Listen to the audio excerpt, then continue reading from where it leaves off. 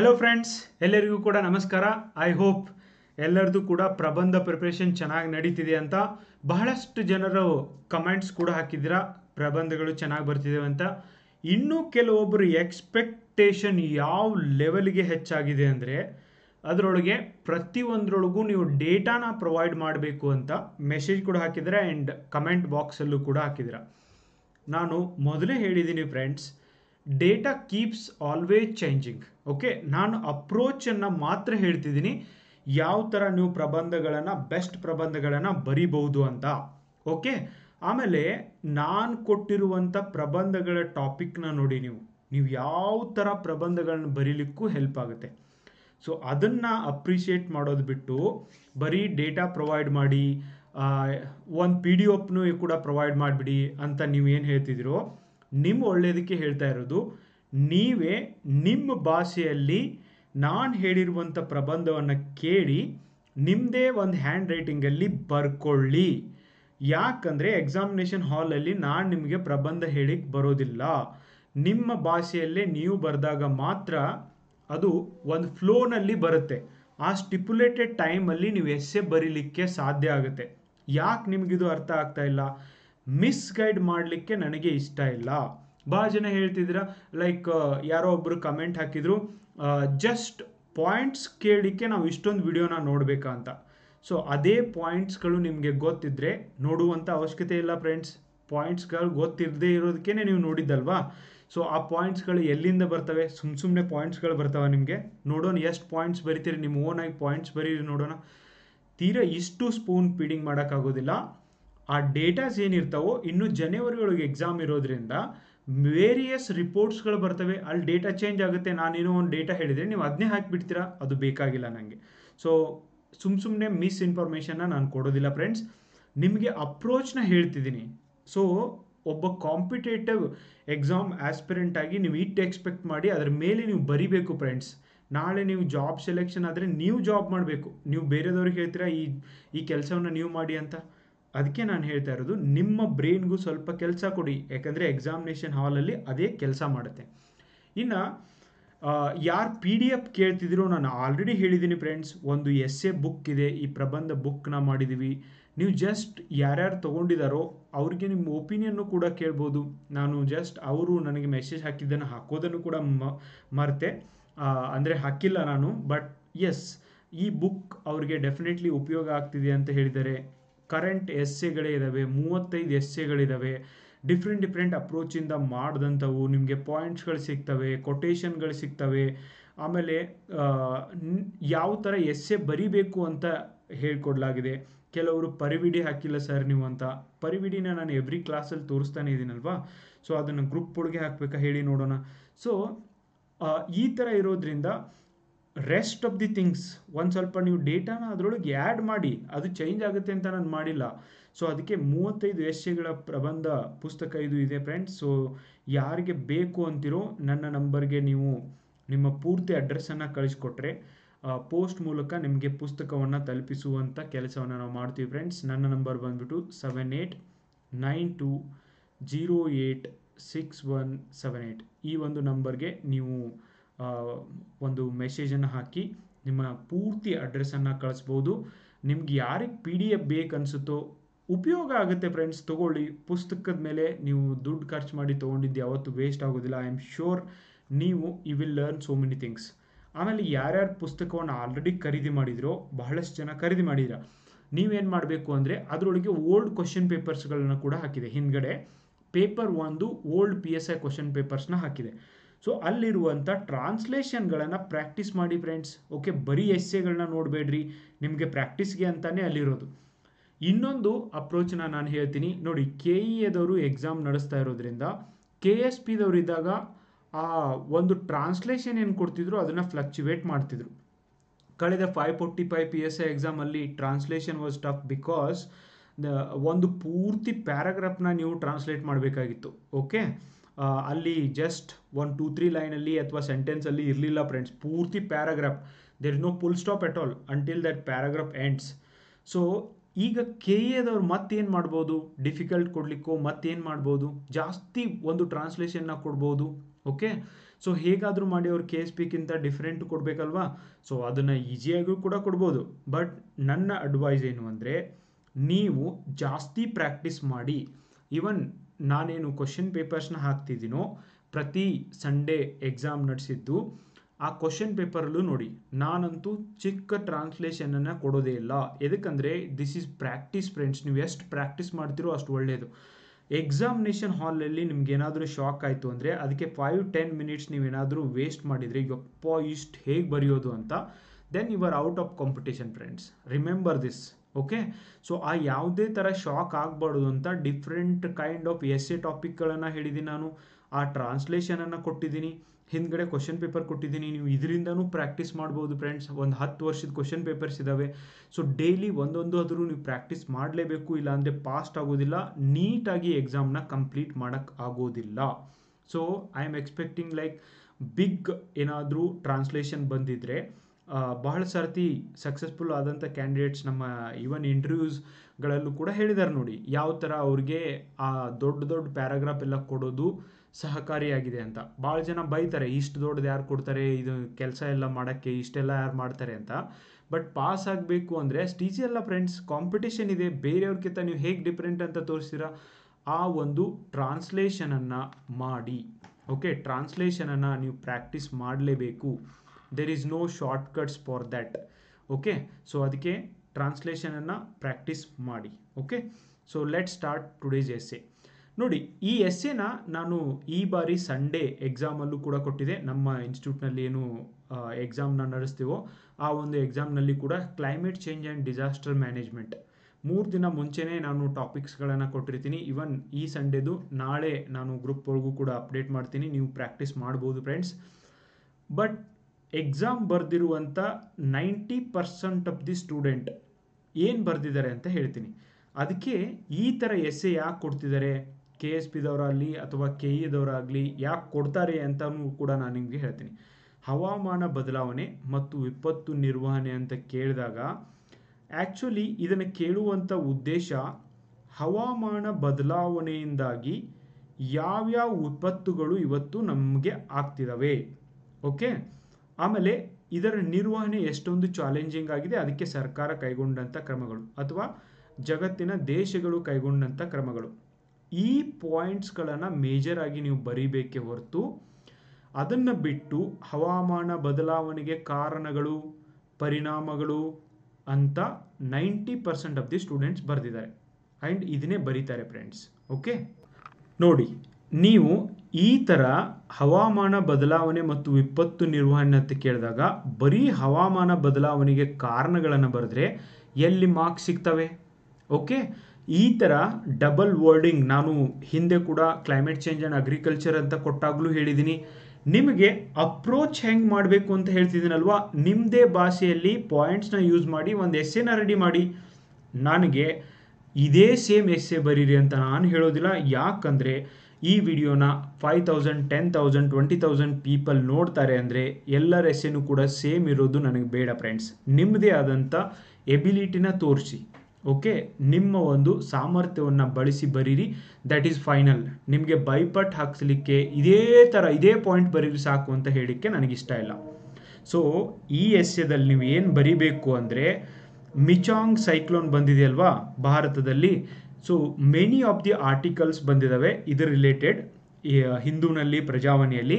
ಆ ಆರ್ಟಿಕಲ್ಸ್ಗಳನ್ನು ಕೂಡ ನಾನು ನಿಮಗೆ ಗ್ರೂಪ್ ಒಳಗೆ ಹಾಕಿದ್ದೀನಿ. ನಮ್ಮ ಟೆಲಿಗ್ರಾಮ್ ಗ್ರೂಪ್ ಯಾರು ಜಾಯ್ನ್ ಆಗಿಲ್ಲ ಆಗಿ, ಕನ್ನಮಡಿ IAS ಆ್ಯಂಡ್ KS ಅಂತ ಇದೆ. ಸೊ ಅಲ್ಲಿ ಕೂಡ ಹಾಕಿದ್ದೀನಿ ಫ್ರೆಂಡ್ಸ್. ಈ ಹವಾಮಾನ ಬದಲಾವಣೆಯಿಂದಾಗಿ ಅಥವಾ ಗ್ಲೋಬಲ್ ವಾರ್ಮಿಂಗಿಂದಾಗಿ ಇವತ್ತು ಹೆಚ್ಚು ಸೈಕ್ಲೋನ್ಗಳು ಬರ್ತಿದ್ದಾವೆ, ಹೆಚ್ಚು ಬರ ಪರಿಸ್ಥಿತಿ ಜಾಸ್ತಿ ಬರ್ತಿದೆ, ಬರಗಾಲ ಜಾಸ್ತಿ ಆಗ್ತಾ ಇದೆ, ಅದರ ಜೊತೆಗೆ ಫ್ಲಡ್ ಕೂಡ ಜಾಸ್ತಿ ಆಗ್ತಾ ಇದೆ. ಇವತ್ತು ಚೆನ್ನೈ ನಗರದಲ್ಲಿ, ತಮಿಳುನಾಡಲ್ಲಿ ಏನು ಬರ ಬಂದಿದೆಯೋ ಆ್ಯಂಡ್ ದಿಸ್ ಫ್ಲಡ್ ಬಂದಿದೆಯೋ ಅದಕ್ಕೆ ಕಾರಣ ಈ ಹವಾಮಾನ ಬದಲಾವಣೆ. ಓಝೋನ್ ಲೇಯರ್ ಪದರ ಹರಿಯೋದ್ರಿಂದ ಹೆಲ್ತ್ ಸಮಸ್ಯೆ ಆಗ್ತಾ ಇದ್ದಾವೆ and health problem is also disaster. ಇದು ಕೂಡ ಒಂದು ವಿಪತ್ತು ಅಲ್ವಾ.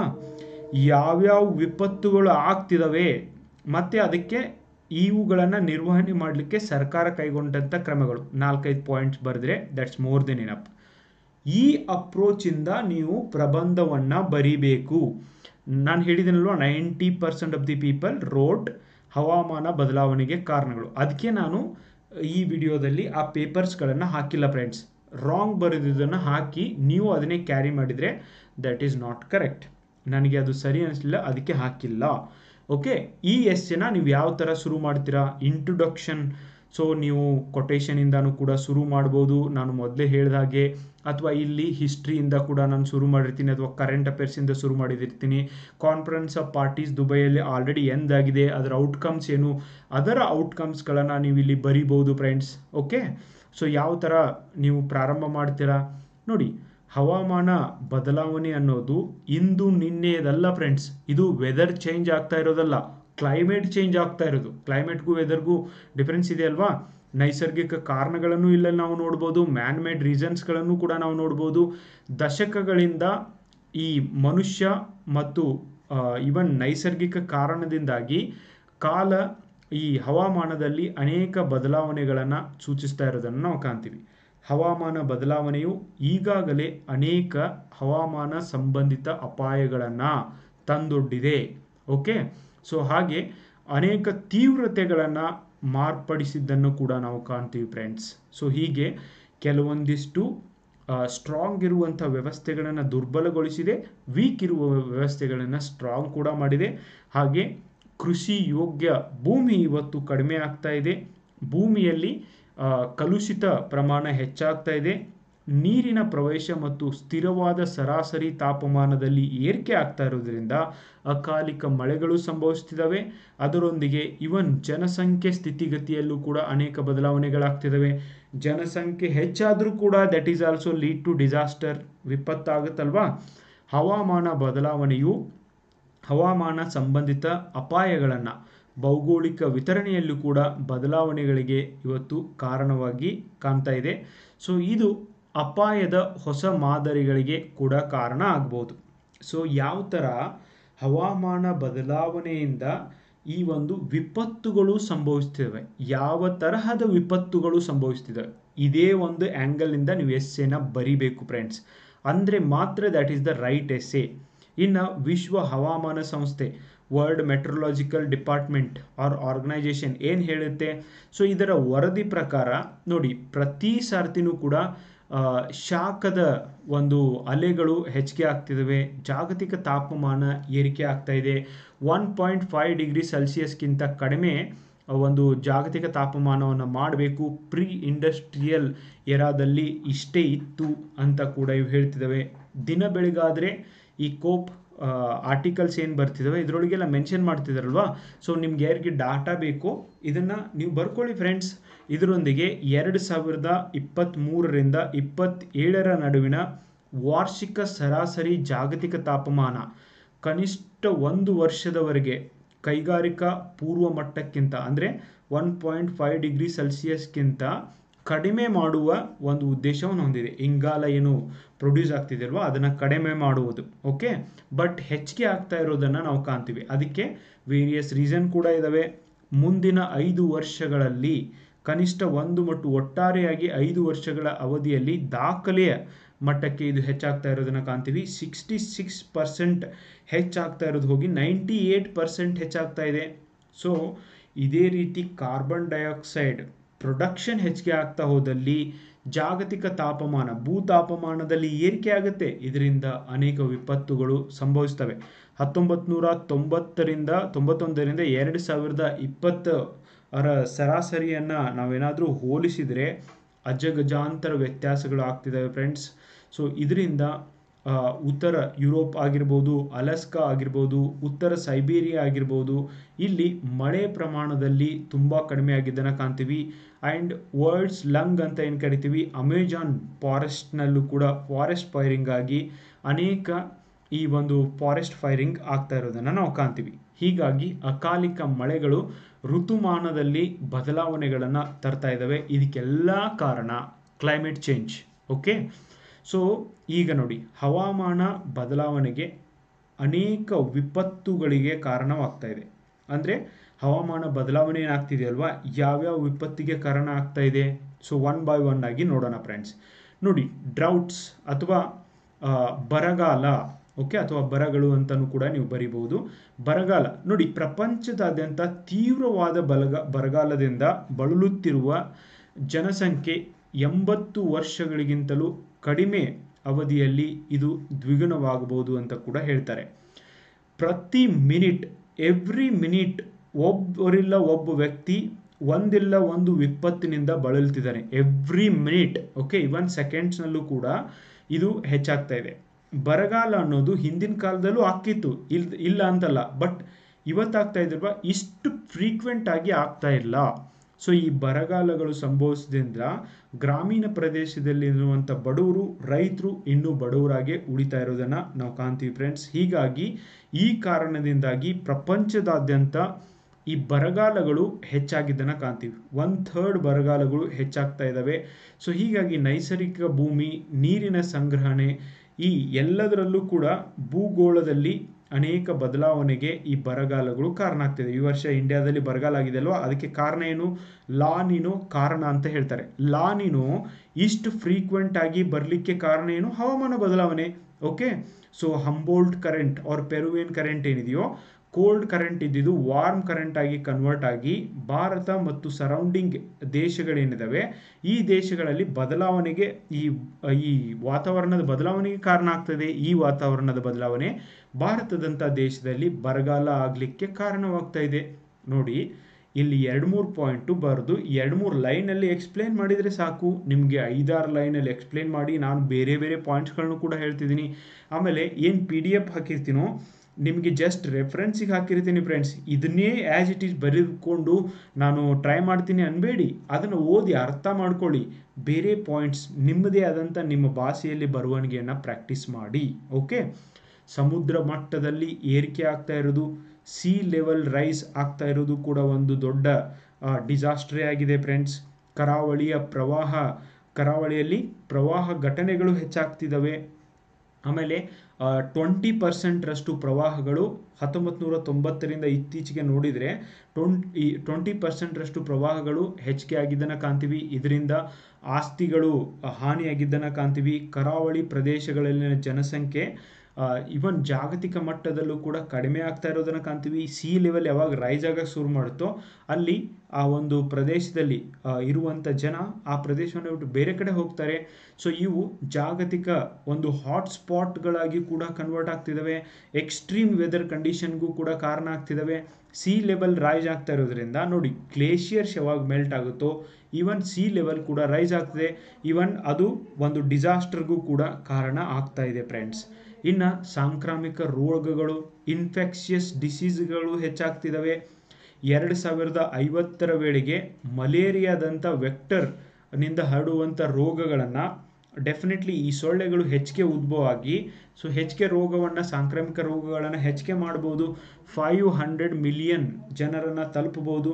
ಸೊ ಮಲೇರಿಯಾ ರೋಗವನ್ನು 2025ರವರೆಗೆ, 2030ರವರೆಗೆ TBಯನ್ನು ಮತ್ತು ಯಾವ್ಯಾವ ರೋಗಗಳನ್ನು ಹೋಗಲಾಡಿಸ್ಬೇಕು ಅಂತ ಟಾರ್ಗೆಟ್ ಇಟ್ಕೊಂಡಿದ್ದೀವೋ ಅದನ್ನು ಮೀಟ್ ಆಗೋಕ್ಕೆ ಹೇಗೆ ಸಾಧ್ಯ ಆಗುತ್ತೆ? ಇವನ್ ಕರೋನಾ ವೈರಸ್ ಕೂಡ ಇಷ್ಟೊಂದು ಸ್ಪ್ರೆಡ್ ಆಗಲಿಕ್ಕೆ definitely one of the reason is climate change ಅಂತ ಹೇಳ್ತಾರೆ.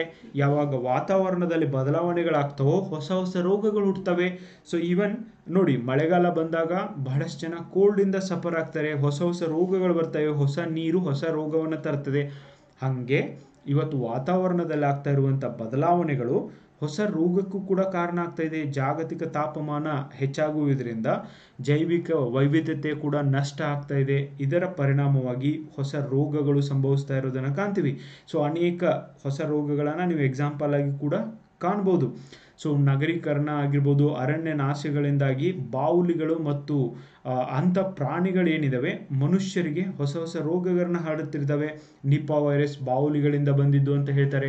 Why they are spreading? Because of climate change. ಅವು ಅರಣ್ಯ ಪ್ರದೇಶಗಳನ್ನು ಬಿಟ್ಟು ನಗರ ಪ್ರದೇಶಗಳಿಗೆ ಬಂದು ಅಲ್ಲಿ ಮನುಷ್ಯರ ಮೇಲೆ ಅಟ್ಯಾಕ್ ಮಾಡ್ತಿದ್ದಾವೆ.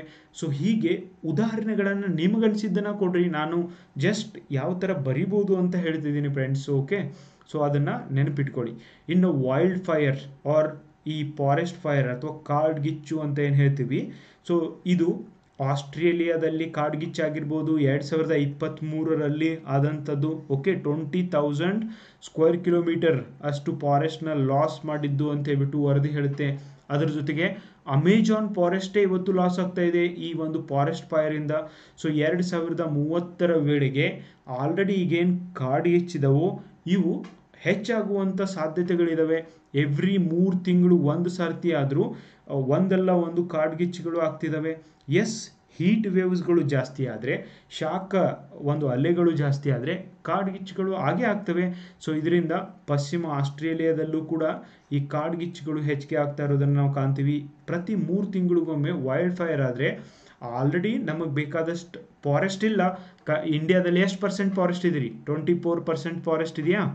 ಸೊ ನಮಗೆ ಬೇಕಾಗಿದ್ದೆಷ್ಟು ನಮ್ಮ ಪಾಪ್ಯುಲೇಷನ್ಗೆ ಮತ್ತು ಲ್ಯಾಂಡ್ಗೆ ನೋಡಿದರೆ 33% ಫಾರೆಸ್ಟ್ ಇರಬೇಕು ಅಂತ ನಮ್ಮ ಟಾರ್ಗೆಟ್ ಇದೆ. 1988ಇಂದ ಇದನ್ನು ಟ್ರೈ ಮಾಡ್ತಿದ್ದೀವಿ, ಬಟ್ ಇನ್ನೂ ಆದರೂ ಕೂಡ ಇದನ್ನು ಅಚೀವ್ ಮಾಡೋಕ್ಕಾಗ್ತಾ ಇಲ್ಲ. ಸೊ ಹೀಗೆ ಕಾಡ್ಗಿಚ್ಚುಗಳು ಆಗಿ ನಾವು ಫಾರೆಸ್ಟ್ನ ಕಳ್ಕೊಳ್ತಾ ಹೋದರೆ ಅಗೇನ್ ಹೇಗೆ ಉಸಿರಾಡೋದು? ಓಕೆ, ಸೊ ವೆದರಲ್ಲೂ ಕೂಡ ಸಿಕ್ಕಾಪಟ್ಟೆ ಬದಲಾವಣೆ ಆಗುತ್ತೆ. ಹೇಗೆ ಟೆಂಪ್ರೇಚರ್ ಬ್ಯಾಲೆನ್ಸ್ ಮಾಡೋದು ಯಾರು ಹಂಗಂದರೆ? ಫಾರೆಸ್ಟ್ಗಳಿಲ್ಲ ಅಂದರೆ. ಸೊ ಜನರಿಗೆ ಇದರಿಂದ ಕಷ್ಟ ಆಗುತ್ತೆ ಫ್ರೆಂಡ್ಸ್. ಇವೆಲ್ಲ ಆಗಲಿಕ್ಕೆ ಕಾರಣ global warming and climate change. ನೋಡಿ ನಾನು ಹೆಂಗೆ ಲಿಂಕ್ ಮಾಡ್ತಾ ಇದ್ದೀನಿ.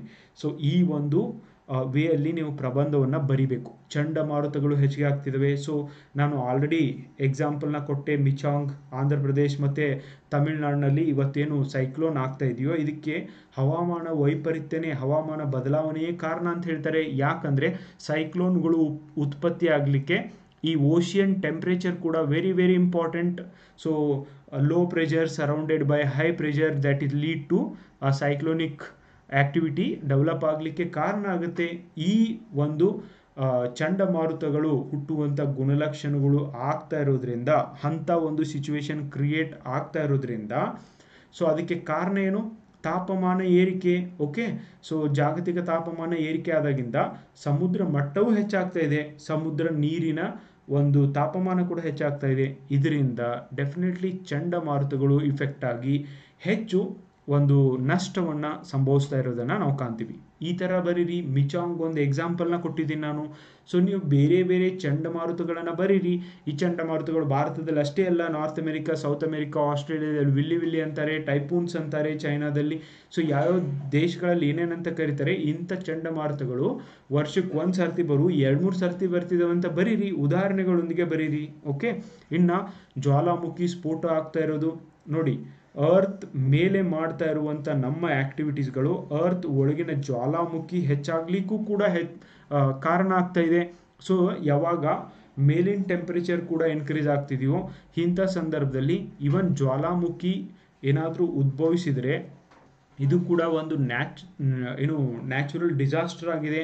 ಸೊ ಶಿಲಾಪಾಕ ಹೊರಗೆ ಬಂದಾಗ ಇದು ಮತ್ತಷ್ಟು ನಮ್ಮ ಒಂದು ಹೀಟ್ ಇನ್ಕ್ರೀಸ್ ಆಗಲಿಕ್ಕೆ ಕಾರಣ ಆಗ್ತಾ ಇದೆ. ಸೊ ಅನೇಕ ಅನಿಲಗಳು ಕೂಡ ಸ್ಫೋಟವಾಗಿ, ಜ್ವಾಲಾಮುಖಿ ಯಾವಾಗ ಸ್ಫೋಟ ಆಗುತ್ತೋ ಯಾವಾಗೆಲ್ಲ ಜನರ ಜೀವನ ಅಸ್ತವ್ಯಸ್ತವಾಗೋದನ್ನು ಕಾಣ್ತೀವಿ. ಇವು ವರ್ಲ್ಡಲ್ಲಿ ಅತಿ ಹೆಚ್ಚಿಗೆ ಆಗ್ತಿದ್ದಾವೆ. ಅದರಲ್ಲೂ ಜಪಾನ್, ಇಂಡೋನೇಷ್ಯಾದಲ್ಲಂತೂ ಪ್ರತಿ ವರ್ಷವೂ ಕೂಡ ಆ್ಯಕ್ಟಿವ್ ವಾಲ್ಕ್ಯಾನೋಸ್ಗಳಿರೋದ್ರಿಂದ ಜ್ವಾಲಾಮುಖಿಗಳು ಸ್ಫೋಟ ಆಗ್ತಾನೆ ಇರ್ತವೆ.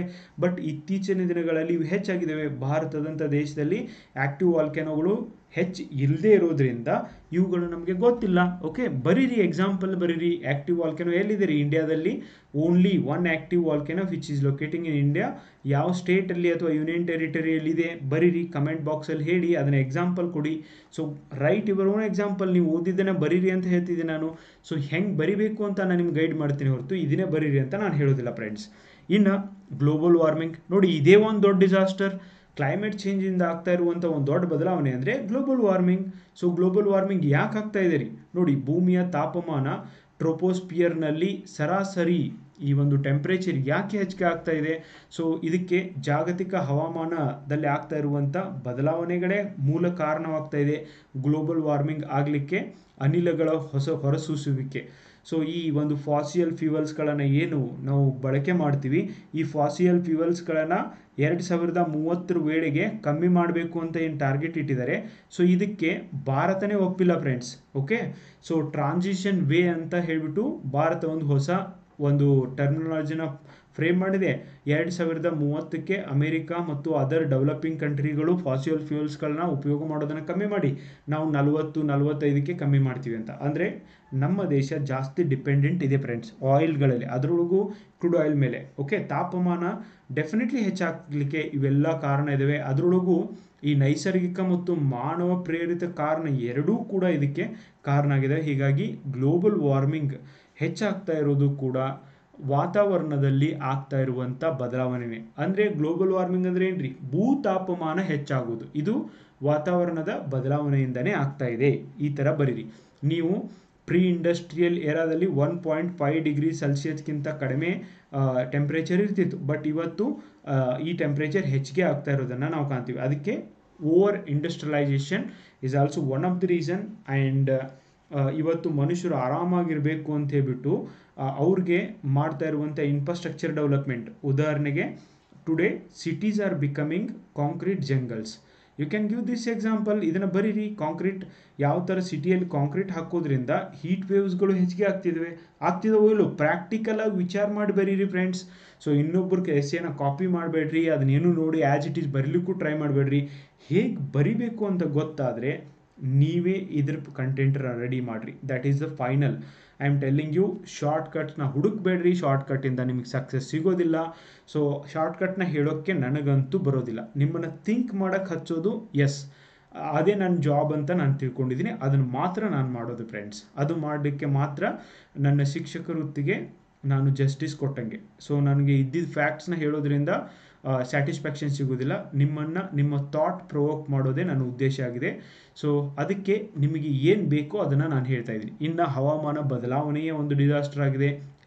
ಯಾವ್ಯಾವ ಕಾರಣಕ್ಕಾಗಿ ತಾಪಮಾನ ಮತ್ತು ಹವಾಮಾನದಲ್ಲಿ ಬದಲಾವಣೆ ಆಗ್ತಾ ಇದೆ, ದೀರ್ಘಾವಧಿಯಲ್ಲಿ ಈ ಬದಲಾವಣೆ ಆಗಲಿಕ್ಕೆ ಕಾರಣನೇ ಈ ಒಂದು ಇಂಧನಗಳ ದಹನ ಆಗಿರ್ಬೋದು, ಪಳುವಳಿಕೆ ಇಂಧನಗಳನ್ನು ಹೆಚ್ಚಾಗಿ ಯೂಸ್ ಮಾಡೋದಾಗಿರ್ಬೋದು, ಇಂಗಾಲದ ಡೈಆಕ್ಸೈಡ್ ಬಿಡುಗಡೆ ಆಗ್ತದೆ.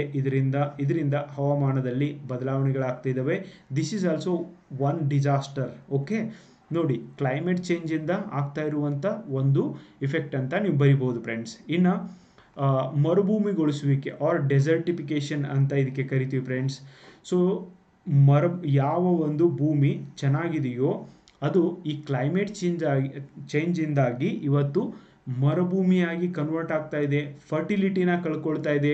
ಹೆಚ್ಚು ಮಳೆ ಆದರೂ ಕೂಡ ಮರುಭೂಮಿ ಆಗುತ್ತೆ, ಕಡಿಮೆ ಮಳೆ ಆದರೂ ಕೂಡ ಒಳ್ಳೆಯ ಭೂಮಿ ಕೆಟ್ಟ ಭೂಮಿ ಆಗುತ್ತೆ. ಮೀನ್ಸ್ ಮರುಭೂಮಿಯಾಗಿ ಕನ್ವರ್ಟ್ ಆಗ್ತಾ ಇದೆ. ಸೊ ಮರುಭೂಮಿ ಇದೊಂದು ಅನ್ಡಿಫೈನ್ಡ್ ಒಂದು ಫಲವತ್ತತೆಯನ್ನು ಕಳೆದುಕೊಳ್ತಾ ಇರೋದನ್ನು ನಾವು ಕಾಣ್ತೀವಿ. ಭೂಮಿಯ ಅವನತಿಗೆ ಇದೊಂದು ವ್ಯಾಖ್ಯಾನ ಅಂತಲೇ ನಾವು ನೋಡ್ಬೋದು ಫ್ರೆಂಡ್ಸ್. ಇನ್ನು ಸಣ್ಣ ಸಣ್ಣ ಸಸ್ಯಗಳು, ಪ್ರಾಣಿಗಳು ಕೂಡ ಈ ಮರುಭೂಮಿ ಆಗೋದ್ರಿಂದ ಒಂದು ಪ್ಲೇಸಿಂದ ಇನ್ನೊಂದು ಪ್ಲೇಸ್ಗೆ ಪಲಾಯನ ಮಾಡ್ತವೆ. ಸೊ ಒಂದು ಭೂಮಿ ಫಲವತ್ತತೆ ಕಳ್ಕೊಳ್ಳುತ್ತೆ ಅಂದರೆ ಒಂದು ಜೀವನ ಪ್ರಕ್ರಿಯೆಯನ್ನೇ ಅದು ಬದಲಾವಣೆ ಮಾಡ್ತಿರುತ್ತೆ ಅಂತ. ಸೊ ಅದನ್ನು ನಂಬಿದಂಥ ರೈತರಾಗಿರ್ಬೋದು, ಜನ ಒಂದು ಪ್ರದೇಶವನ್ನು ಬಿಟ್ಟು ಬೇರೆ ಪ್ರದೇಶಕ್ಕೆ ಹೋಗಲಿಕ್ಕೆ ಶುರು ಮಾಡ್ತಾರೆ. ಓಕೆ, ಸೊ ಹೇಗೆ ಈ ಮರುಭೂಮೀಕರಣ ಆಗುತ್ತೆ ಅಂದರೆ ನೋಡಿ, ನಮ್ಮ ದೇಶದಲ್ಲಿ ಗ್ರೀನ್ ರೆವಲ್ಯೂಷನ್ ಆಗಿದ್ವಿ ಎಲ್ಲಿ? ಪಂಜಾಬ್ ಮತ್ತು ಹರಿಯಾಣ, ವೆಸ್ಟರ್ನ್ ಉತ್ತರ ಪ್ರದೇಶ್, ರಾಜಸ್ಥಾನದಲ್ಲಿ ಈ ಒಂದು ಗ್ರೀನ್ ರೆವಲ್ಯೂಷನ್, ಹಸಿರು ಕ್ರಾಂತಿಯ ಇಫೆಕ್ಟ್ ಜಾಸ್ತಿ ನಾವು ಕಾಣ್ತೀವಿ. ಸೊ ಇವತ್ತೇನಾಗ್ತಾ ಇದೆ, ಅಲ್ಲಿ ಭೂಮಿ ಫಲವತ್ತತೆಯನ್ನು ಕಳ್ಕೊಳ್ತಾ ಇದೆ. ಅದಕ್ಕಾಗಿ ಜಿಪ್ಸಮ್ ಬಳಸಿ ಮತ್ತು ಅಗ್ರಿಕಲ್ಚರ್ ಸೈಂಟಿಸ್ಟ್ಗಳು ಏನಾದರೂ ಮಾಡಿ ಅದರ ಫಲವತ್ತತೆಯನ್ನು ಹೆಚ್ಚಾಗಲಿಕ್ಕೆ ಟ್ರೈ ಮಾಡ್ತಿದ್ದಾರೆ. ಒಂದು ಭೂಮಿ ಯಾವುದಾದ್ರೂ ಫಲವತ್ತತೆ ಕಳ್ಕೊಳ್ಳುತ್ತೆ ಅಂದರೆ ಅದು ಮರುಭೂಮಿಯಾಗಿ ಕನ್ವರ್ಟ್ ಆಗ್ತಿದೆ ಅಂತಲೇ ಅರ್ಥ ಅಲ್ವಾ? So just write like this with practical example. ಹಿಮಪಾತಗಳು ಹೆಚ್ಚಿಗೆ ಆಗ್ತಿದ್ದಾವೆ. ಇವತ್ತು ನೋಡಿ, ಇಂಡಿಯನ್ ಮಿಲಿಟರಿಯಲ್ಲಿ ಕೆಲಸ ಮಾಡ್ತಾ ಇರುವಂಥ ನಮ್ಮ ಸೈನಿಕರು, ಓಕೆ, ನಮ್ಮನ್ನು ಕಾಪಾಡ್ತಾ ಇರುವಂಥ ಸೈನಿಕರು ಕೂಡ ಈ ಹಿಮಪಾತಗಳಿಗೆ ಬಲಿಯಾಗ್ತಿದ್ದಾರೆ. ಯಾವಾಗ ಗ್ಲೋಬಲ್ ವಾರ್ಮಿಂಗ್ ಅಥವಾ ಭೂತಾಪಮಾನ ಹೆಚ್ಚಿಗೆ ಆಗುತ್ತೋ ಹಿಮಪಾತಗಳು ಹೆಚ್ಚಿಗೆ ಆಗ್ತಿದ್ದಾವೆ. ನಾನು ಹೇಳ್ದಂಗೆ ಗ್ಲೇಷಿಯರ್ಸ್ ಏನು ಮೆಲ್ಟ್ ಆಗ್ತಿದ್ದಾವೆ. ಹಠಾತ್ತಾಗಿ ಈ ಹಿಮಪಾತಗಳು ಬಂದಾಗ ಇದನ್ನು ತಡೆದುಕೊಳ್ಳೋದು ಅಂದರೆ ನೇಚರ್ ವಿರುದ್ಧವಾಗಿ ಮನುಷ್ಯ ಯಾವತ್ತೂ ಹೋಗ್ಲಿಕ್ಕೆ ಆಗೋದಿಲ್ಲ ಫ್ರೆಂಡ್ಸ್. ಓಕೆ, ಸೊ ನೇಚರೇ ಆಗಿರುತ್ತೆ, ಮನುಷ್ಯನೇ ಆಗಿರ್ತಾರೆ.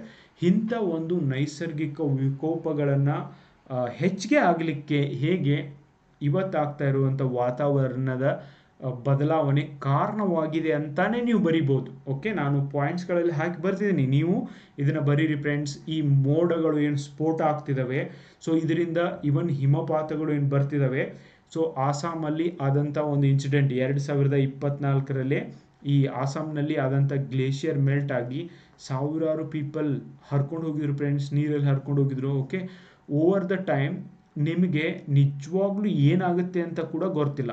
ಸೊ ಆ ಗ್ಲೇಷಿಯರ್ ಆ ಥರ ಮೆಲ್ಟ್ ಆಗಲಿಕ್ಕೆ ಕಾರಣನೇ ಗ್ಲೋಬಲ್ ವಾರ್ಮಿಂಗ್. ಇದರಿಂದ ಹಿಮಪಾತಗಳು ಹೆಚ್ಚಿಗೆ ಆಗ್ತವೆ, ಇದರಿಂದ ಸಾವು ನೋವುಗಳು, ಕಟ್ಟಡಗಳು ಕೂಡ ಬಿದ್ದು ಹೋಗುವಂಥ ಎಲ್ಲ ಚಾನ್ಸಸ್ಗಳು ಇರ್ತವೆ. ಈ ಥರ ಒಂಥರ ಯಾವ ಥರ ಕ್ಲೈಮೇಟ್ ಚೇಂಜ್ ಆಗ್ತಾ ಇರೋದ್ರಿಂದ ಈ ಒಂದು ನ್ಯಾಚುರಲ್ ಡಿಸಾಸ್ಟರ್ಸ್, ಓಕೆ, ವಿಕೋಪಗಳು ಹೆಂಗೆ ಆಗ್ತಿದ್ದಾವೆ, ಯಾವ ಥರ ವಿಕೋಪಗಳು ಆಗ್ತಿದ್ದಾವೆ ಬರಿಬೇಕು. ಇನ್ನು ಭೂಕಂಪಗಳು, ಸರ್ ಕ್ಲೈಮೇಟ್ ಚೇಂಜ್ ಆಗೋದ್ರಿಂದ ಭೂಕಂಪಗಳು ಹೆಂಗೆ ಸಂಭವಿಸ್ತವೆ, ಜಸ್ಟ್ ಲೈಕ್ ಭೂಮಿಯ ಮೇಲಿನ ಪದರದಲ್ಲಿ ಯಾವ ಥರ ಟೆಂಪ್ರೇಚರ್ ಇನ್ಕ್ರೀಸ್ ಆಗುತ್ತೋ, ಸೊ ಆಮೇಲೆ ಈ ಆ್ಯಕ್ಟಿವಿಟೀಸ್ಗಳಿಂದ ನಾವು ಹೊರಗೆ ಬರಲಿಕ್ಕೆ ನಾವು ಏನು ಮಾಡ್ತಿದ್ದೀವಿ ಫ್ರೆಂಡ್ಸ್, ಸೊ ಹೆಚ್ಚು ಡ್ಯಾಮ್ಗಳನ್ನು, ರಿಸರ್ವಾಯರ್ಸ್ಗಳನ್ನ ಕನ್ಸ್ಟ್ರಕ್ಟ್ ಮಾಡ್ತಿದ್ದೀವಿ. ಎಲ್ಲೆಲ್ಲಿ ಡ್ಯಾಮ್ಗಳನ್ನು ಕನ್ಸ್ಟ್ರಕ್ಟ್ ಮಾಡ್ತಾರೋ that is a hot spot for earthquake, ಭೂಕಂಪಗಳು ಅಲ್ಲಿ ಆಗಲಿಕ್ಕೆ ಅದು ಒಂದು ಹಾಟ್ಸ್ಪಾಟ್ ಆಗಿರುತ್ತೆ. ಸೊ ಹೀಗಾಗಿ ಜ್ವಾಲಾಮುಖಿಗಳು ಕೂಡ ಸ್ಫೋಟ ಆಗ್ತವೆ. ಎಲ್ಲೆಲ್ಲಿ ಅರ್ತ್ ಕ್ವಿಕ್ ಆಗುತ್ತೆ ಅದು ಓಷನ್ ಫ್ಲೋರ್ ಕೆಳಗಡೆ, ಏನಾದರೂ ಓಷನ್ ಫ್ಲೋರಲ್ಲಿ ಅರ್ತ್ ಕ್ವಿಕ್ ಆದರೆ, ಭೂಕಂಪ ಆದರೆ that will lead to tsunami. ಇದನ್ನು ಕೂಡ ನೀವು ನ್ಯಾಚುರಲ್ ಡಿಸಾಸ್ಟ್ರಲ್ಲಿ ಬರೀರಿ ಫ್ರೆಂಡ್ಸ್.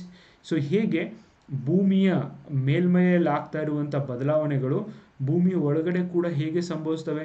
ಫಾರ್ ಎಕ್ಸಾಂಪಲ್, ಒಂದು ಪ್ಲೇಸ್ನಲ್ಲಿ ಜನ ಅನ್ಕೋತಾರೆ ಇಲ್ಲಿ ಹೀಟ್ ಜಾಸ್ತಿ ಆಗ್ತಿದೆ ಅಂತ ಹೇಳ್ಬಿಟ್ಟು. ಓಕೆ, ಸೊ ಆ ಪ್ಲೇಸನ್ನು ಬಿಟ್ಟು ಇನ್ನೊಂದು ಪ್ಲೇಸ್ಗೆ ಪಲಾಯನ ಮಾಡ್ತಾರೆ, ಅಲ್ಲಿ ಹೋಗಿ ಡ್ಯಾಮ್ ಕನ್ಸ್ಟ್ರಕ್ಷನ್ ಮಾಡ್ತಾರೆ, ಸಿಟಿ ಕನ್ಸ್ಟ್ರಕ್ಷನ್ ಮಾಡ್ತಾರೆ. ನೋಡಿ, ಪ್ಲೇಟ್ ಟೆಕ್ಟಾನಿಕ್ ಥಿಯರಿ ನಿಮಗೆಲ್ಲ ಗೊತ್ತಾ. ಸೊ ಯಾವತ್ತು ಎಂಡೋಜೆನಿಕ್ ಆ್ಯಂಡ್ ಎಕ್ಸೋಜೆನಿಕ್ ಪ್ಲೇಟ್ಸ್ ಒಂದಕ್ಕೆ ಬಂದು ಇನ್ನೊಂದು ಡಿಕ್ಕಿ ಹೊಡಿತಾ ಇರುತ್ತೆ. ಸೊ ಕನ್ವರ್ಜೆಂಟ್ ಪ್ಲೇಟ್ಸ್ ಇರ್ತವೆ, ಡೈವರ್ಜೆಂಟ್ ಪ್ಲೇಟ್ಸ್ ಇರ್ತವೆ. ಸೊ ಯಾವ ಒಂದು ಪ್ಲೇಸ್ನಲ್ಲಿ ಜಾಸ್ತಿ ಪಾಪ್ಯುಲೇಷನ್ ಆಗ್ತಾ ಇದೆಯೋ, ಒಂದು ಪ್ಲೇಸ್ನಲ್ಲಿ ಕಡಿಮೆ ಪಾಪ್ಯುಲೇಷನ್ ಆದಾಗ, ಸೊ ಬಂದು ಹೀಗೆ ಬಡಿತಾ ಇರುವಂಥ ಪ್ಲೇಟ್ಸ್ಗಳಲ್ಲಿ ಇಂಬ್ಯಾಲೆನ್ಸ್ ಆದಾಗ ಸೊ ಡೆಫಿನೆಟ್ಲಿ ಅರ್ಥಕ್ವಿಕ್ ಆಗ್ತಾ ಇದೆ. ಸೊ ಹೀಗೆ ಪಾಪ್ಯುಲೇಷನ್ ಒಂದು ಪ್ಲೇಸ್ನಿಂದ ಒಂದು ಪ್ಲೇಸ್ಗೆ ಹೋಗ್ತಾ ಇರೋದ್ರಿಂದ ಈವನ್ ಈ ಒಂದು ಕ್ಲೈಮೇಟ್ ಚೇಂಜಿಂದಾಗಿ ಅನ್ಎಂಪ್ಲಾಯ್ಮೆಂಟ್ ಕೂಡ ಹೆಚ್ಚಿಗೆ ಆಗ್ತಾ ಇದೆ. ಸೊ ನೋಡಿ, ಹೀಟ್ ಮತ್ತು ಕೋಲ್ಡ್ ಆಗಿರ್ಬೋದು, ಮಳೆಗಾಲ ಆಗಿರ್ಬೋದು, ಹೆಚ್ಚು ಕಡಿಮೆ ಆಗೋದ್ರಿಂದ ಯಾರು ಹೊರಗಡೆ ಹೋಗಿ ಕೆಲಸ ಮಾಡ್ತಾರೆ ಅವರು ಕೆಲಸಗಳನ್ನ ಬಿಡ್ಬೋದು. ಆಮೇಲೆ ಹೀಟ್ ವೇವ್ಸ್ ಹೆಚ್ಚಿಗೆ ಆದಾಗ ಕೆಲಸ ಮಾಡಲಿಕ್ಕೂ ಕೂಡ ಆಗೋದಿಲ್ಲ. So that is also disaster. Unemployment is also man made disaster, ಹೌದಲ್ವಾ.